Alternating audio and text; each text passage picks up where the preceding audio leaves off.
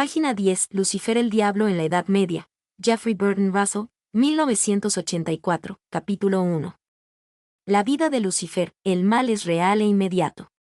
El 8 de marzo de 1981, Los Angeles Times informaba de las actividades del asesino convicto Stephen T. Judy. El brutal asesinato que hizo de ayer el último día de la vida de Judy tuvo lugar hacia las 8 de la tarde del sábado 28 de abril de 1979.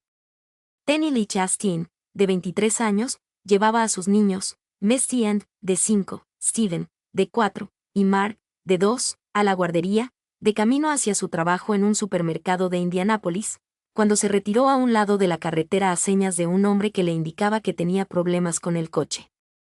Era Stephen T. Judy que, al cabo de solo 5 días de haber salido de la cárcel tras una acusación de robo a mano armada por $750, jugaba al buen samaritano. Fingiendo ayudar, estropeó completamente el coche de la joven y después ofreció a la familia llevarles él. El paseo terminó en White Lake Creek, donde violó a la mujer y después la estranguló con jirones que le había arrancado al vestido. Cuando los niños se echaron a llorar, Judy los acalló a uno tras otro en el río. El 29 de abril de 1981, el Times informaba de la convicción de Louis Norris, de 33 años, y su asociado, Lawrence Segment Beraker, de 40. El caso Noes Beraker incluyó algunos de los testimonios más chocantes de los anales de los tribunales penales norteamericanos. Se atestiguó que, entre junio y octubre de 1979, los dos merodearon por el área sur de la bahía y el valle de San Fernando en una furgoneta acorazada que ellos llamaban Murder Mac el asesino. Las 5 víctimas conocidas iban de los 13 a los 18 años. Las jóvenes víctimas eran obligadas a someterse repetidamente a violaciones y otros ultrajes sexuales, que en 2 de los casos duraron 2 jornadas. Algunas eran obligadas a transportar colchones de aire y aparatos de tortura desde la furgoneta hasta promontorios herbosos en las montañas de los alrededores de Glendora, donde fueron asesinadas 4 de las víctimas. Los homicidas rajaban a las muchachas con tenacillas, las golpeaban con una llave inglesa, les insertaban punzones en el cráneo y las estrangulaban con colgadores de alambre. En el caso de la primera víctima, Lucinda Cindy Schaefer, de 16, que fue secuestrada mientras iba a pie de la iglesia a su casa en Torrance, Norris y Whitaker rechazaron su ruego de que le permitieran rezar antes de matarla. Se pusieron a estrangularla inmediatamente con un colgador de alambre. El mal real, absoluto, exige que lo veamos. Nos amenaza, a cada uno y a todos. Si no lo examinamos, corremos grave peligro. Y de ningún modo podemos trivializarlo. Si no se lo percibe como la personificación del mal real, el diablo pierde todo sentido. Comentario: es fácil declarar que el diablo es responsable de los actos perversos del ser humano. El autor escribe: el núcleo del mal es la violencia. En Violence and Responsibility, J. Harris define la violencia como lo que ocurre cuando se inflige daño o sufrimiento a una o varias personas por parte de un agente que conoce, o debería razonablemente conocer, que sus actos tendrán por resultado el mal en cuestión. El sufrimiento es un aspecto del dolor, con 3 componentes distintos. El primero es la causa del dolor, ya sea natural, ya violencia deliberada. Esa acción de causar daño es el mal activo, es ahí donde habita Satán. El segundo es el dolor definido estrictamente como una respuesta física aguda a estímulos sensoriales. En este sentido, el dolor es moralmente neutro, puede ser constructivo si nos hace saber que nos quema un pie. El tercero es el sufrimiento, una respuesta al dolor que incluye el terror, la ansiedad, la alarma y el miedo a la aniquilación. El sufrimiento es un mal pasivo, resultado del mal activo. La violencia puede definirse como la inflicción maligna de sufrimiento. Hay provocaciones de dolor, por ejemplo, la de la cuchilla del cirujano, que no pueden clasificarse como violentas porque el propósito es sanar, no causar daño. La inflicción de sufrimiento de modo consciente y deliberado es el núcleo de la violencia y del mal moral. Los males naturales, como las inundaciones o la atrofia muscular, son también ejemplos de violencia. No se los puede echar a un lado como moralmente neutros o como necesidades lógicas del cosmos.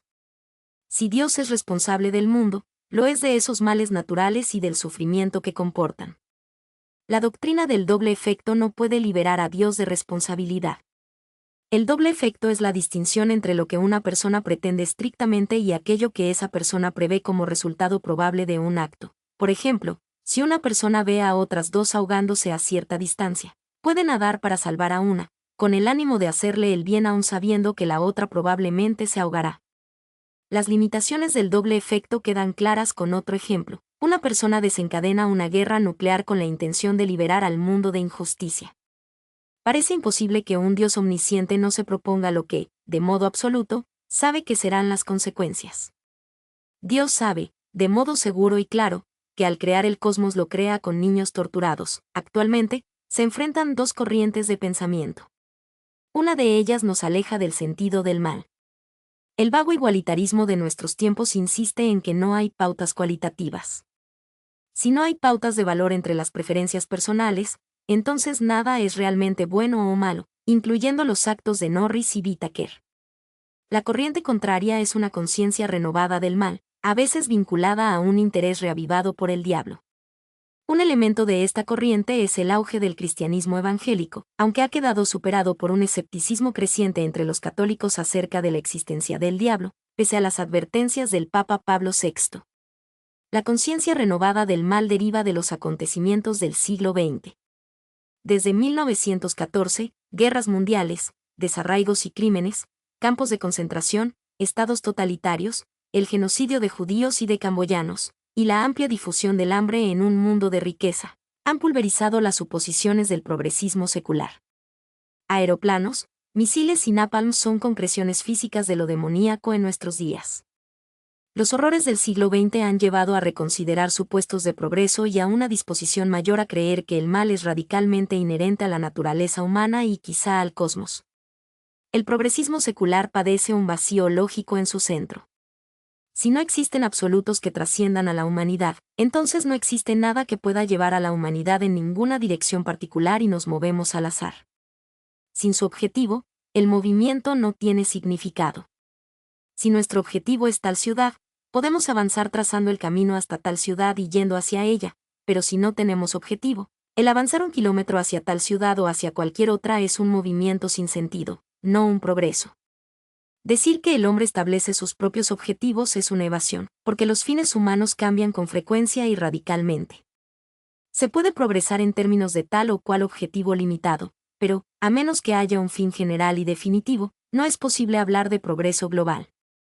El diablo está arraigado en la percepción de ese mal radical. Es falso suponer que la creencia en el diablo está desfasada y es supersticiosa. Lo que hay que preguntarse de cualquier idea no es si está desfasada, sino si es cierta. La creencia de que las ideas nuevas son necesariamente mejores que las viejas es una suposición infundada e incoherente, y ninguna idea que encaje en una visión coherente del mundo puede ser calificada adecuadamente de supersticiosa.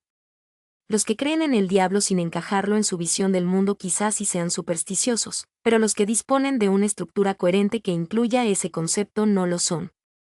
La superstición es cualquier creencia sostenida por alguien que no ha situado esa creencia en una visión coherente del mundo. Esta definición difiere de la usual de diccionario, que se remite a creencias basadas en la ignorancia. La definición de diccionario no funciona porque la ignorancia de un hombre es la sabiduría de otro. Los jesuitas sostienen creencias que los marxistas consideran supersticiones. Los marxistas sostienen creencias que los fenomenólogos creen supersticiosas, etc. Nadie puede pretender válidamente a un conocimiento absoluto u objetivo, que es el diablo. Antes de preguntarse por la existencia del diablo, está la pregunta de qué es el diablo. El método empleado en este libro para responder a la cuestión es la historia de los conceptos, que es un esfuerzo por examinar las bases del pensamiento histórico, construir un sistema coherente de explicación histórica de los conceptos humanos y validar ese sistema como al menos igual de fiable que los sistemas científicos. En términos generales, el método empieza, como deberían empezar todos los sistemas, con el escepticismo epistemológico, con la comprensión de que no se sabe nada en absoluto y nada puede saberse con certeza absoluta. La única excepción es el Stent de Nietzsche, algo está pensando. El conocimiento absoluto, conocimiento, no es alcanzable. Podemos alcanzar un grado menor de conocimiento a partir de la experiencia, conocimiento. Pero el conocimiento es privado, no necesariamente es validado o aceptado socialmente. Si comparamos nuestras experiencias con las de otros y aprendemos de ellos, podemos entonces, finalmente, elaborar el conocimiento, un conocimiento validado públicamente. si algún presunto conocimiento no es validable dentro de un sistema coherente, entonces no es conocimiento sino superstición. Comentario: alardea y delira, es supersticioso quien dice que tiene un conocimiento, pero no lo puede materializar ni le puede entregar evidencia a los demás, o que sea útil en forma fáctica para los demás. El autor escribe: todos somos supersticiosos alguna vez, y algunos lo somos siempre. El conocimiento solo puede llamarse conocimiento cuando forma parte de una visión del mundo coherente. Existen y existirán muchos sistemas de pensamiento coherentes. Su valor relativo puede juzgarse por su grado de coherencia y también por la amplitud de su capacidad para acoger fenómenos. El sistema solar de Copérnico es mejor que el del mundo geocéntrico de Ptolomeo, no porque el de Ptolomeo sea incoherente sino porque el de Copérnico puede abarcar los fenómenos de un modo más fácil y simple. Pero no es asequible ningún conocimiento, con el que pueda juzgarse absolutamente ningún sistema. Hay sistemas que resuelven mejor ciertos problemas. Unas cuestiones las trata mejor la física, otras la poesía. El mejor sistema para definir y explicar construcciones humanas tales como la Constitución o el diablo es la historia de los conceptos. Este sistema es mejor porque se basa en el menor número posible de supuestos no demostrados, abarca todo concepto humano y lo hace con la mayor economía compatible con una plena explicación. La definición que ofrece es al mismo tiempo la más amplia y la más coherente. Otros enfoques de la definición del diablo son solipsismos, razonamientos a priorísticos o se basan en una u otra autoridad eclesiástica, pero todos ellos tienen problemas de validación. ¿Por qué debería aceptar nadie la visión del diablo que tiene usted, o tiene su tío, o su párroco, a menos que encaje en una pauta coherente? La definición histórica, por otra parte, debería ser aceptable desde cualquier punto de vista ideológico. Protestantes, católicos, ateos, musulmanes y marxistas deberían poder aceptar las líneas generales del desarrollo del concepto, aunque, por supuesto, habrá desacuerdos en los detalles. El diablo es lo que es la historia del concepto que se tiene de él. Nada más puede saberse de él. La historia del concepto del diablo revela todo lo que puede saberse del diablo, y es el único modo en que puede conocerse al diablo, en el sentido del conocimiento. Cada cual puede optar por creer o no en el diablo, o por utilizar ese concepto para ilustrar tal o cual punto. Los marxistas, por ejemplo, solo se interesarán por él en la medida en que ilustra la historia social. Pero cada cual debería poder coincidir en la definición histórica del diablo. La historia de los conceptos observa las percepciones individuales del diablo, conocimiento. Describe esas percepciones tal como irradian y adquieren validación social, convirtiéndose en conocimiento. Muestra cómo esas constelaciones crecen con el tiempo, excluyendo gradualmente las excentricidades y formando las fronteras de una tradición, y percibe la tradición como una cosa siempre inacabada, en la medida en que alguien siga teniendo una percepción directa del mal. El concepto es tetradimensional, viéndose su existencia completa en el espacio y el tiempo hasta el presente. La historia del concepto del diablo tiene profundas implicaciones para la teología histórica. En sí mismos, Dios, los ángeles y el diablo no tienen historia, porque si existen objetivamente los historiadores no pueden llegar hasta ellos para investigarlos. Los historiadores solo pueden establecer el concepto humano del diablo. Pero los teólogos, en contraposición a los historiadores, quieren preguntarse si el concepto histórico del diablo se corresponde con la realidad o al menos si es consistente con la realidad. Lo mismo que los historiadores y los científicos, los teólogos saben que no pueden adquirir el conocimiento, que sus propias percepciones son privadas y que cualesquiera sistemas ideen o acepten son precarios como todos los demás sistemas. Con estas reservas en mente, el teólogo empieza suponiendo: todos los sistemas teológicos, históricos y científicos se basan en supuestos, que la mente humana puede adquirir al menos algún conocimiento sobre Dios y el diablo que trascienda las percepciones meramente humanas. La historia de los conceptos proporciona al teólogo el único cuadro coherente del diablo demostrablemente congruente con la realidad histórica.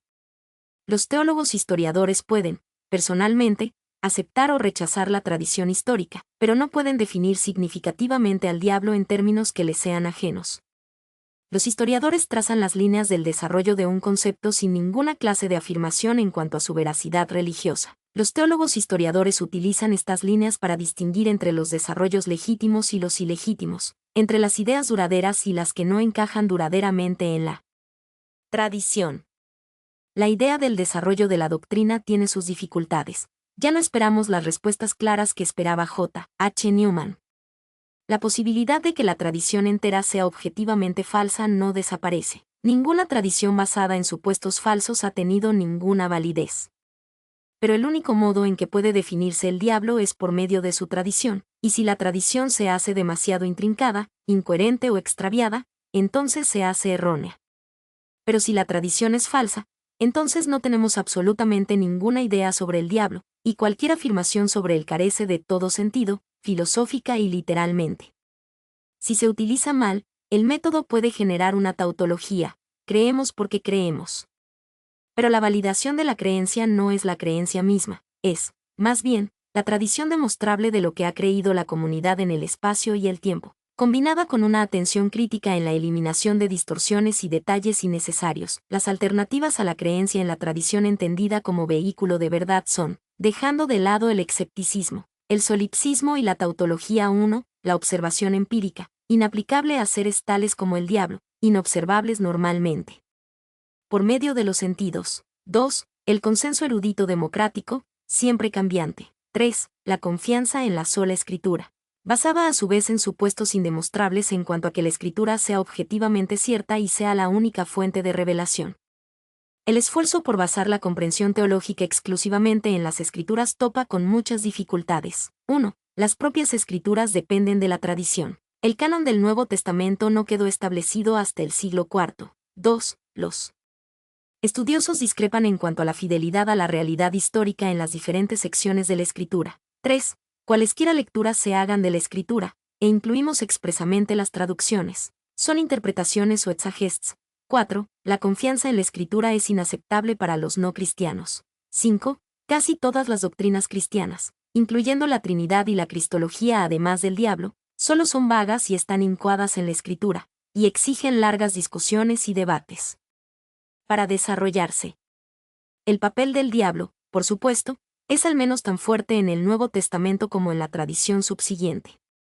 Los autores del Nuevo Testamento pertenecían a una iglesia que esperaba ansiosamente la segunda llegada del Señor, y preferían entender la redención no tanto según las categorías jurídicas de la satisfacción o el mérito como según la categoría más pintoresca de una batalla victoriosa librada por Cristo contra el diablo y los malos espíritus. El roble es la bellota, pero el roble también es el árbol verde y en expansión. La verdad de un concepto no se encuentra solo en sus orígenes, sino en su integridad. 4. La dialéctica aplicada a la revelación, el método escolástico, que cambia en el tiempo tanto en la interpretación de la escritura como en la función de su lógica. 5. La autoridad de las instancias eclesiásticas por medio de la sucesión apostólica, basada de nuevo en supuestos indemostrables. Solo el enfoque histórico es verificable y aceptable por aquellos cuyas creencias no sean obstinadamente irracionales. Hoy tenemos más motivos que nunca para preocuparnos por el mal, en el que parece que nos hayamos de mantener hasta el fin de los tiempos. En el siglo XIX, las personas podían creer que, si bien las cosas podían ir mal a veces, teníamos tiempo para resolver las dificultades y poner las cosas en su sitio. Los marxistas y otros progresistas seculares podían suponer que el futuro traería un mundo mejor. Pero ahora se nos ha agotado el tiempo. J. Robert Oppenheimer y sus colegas empezaron el fin de los tiempos, y empezaron a acabar con el progresismo secular. Al cabo de 10.000 millones de años, nosotros, a lo largo del siglo XX, hemos iniciado el proceso de terminar con la evolución, con el progreso, con la vida. Debemos enfrentarnos al mal desde ahora, con claridad de visión y con valentía, si queremos alguna oportunidad de evitar la ruina que nos amenaza. Página 22.